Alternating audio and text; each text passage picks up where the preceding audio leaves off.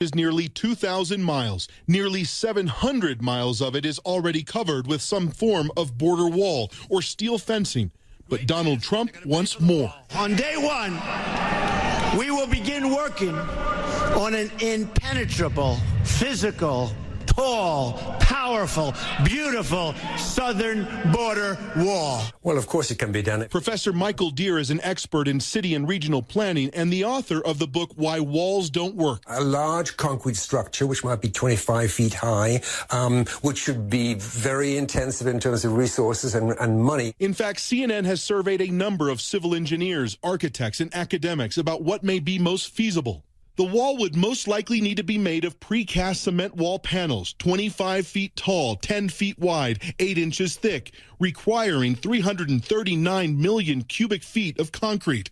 The panels would be held together by 5 billion pounds of reinforced steel, with an estimated cost of at least $10.5 billion and possibly much more. Trump supporters say they can't wait to see the beginning of the border wall construction. That wall will get built, and Mexico is going to pay for that wall. I think he'll try to build a wall, and I think he'll try to secure our borders. If people want to come into the country, they should do it legally. But in Mexico, the idea of a wall is often shrugged off as a bump in the road north.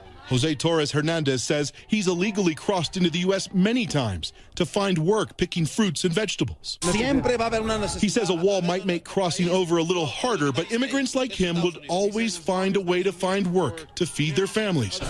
And Armando Flores Gutierrez says he's crossed the border 25 times, starting when he was just 16, to work farm fields all over the U.S. He says keeping people like him out of the country will only hurt the U.S. Estados Unidos va a decaer en cuestión de la agricultura. He says if he tries to remove all of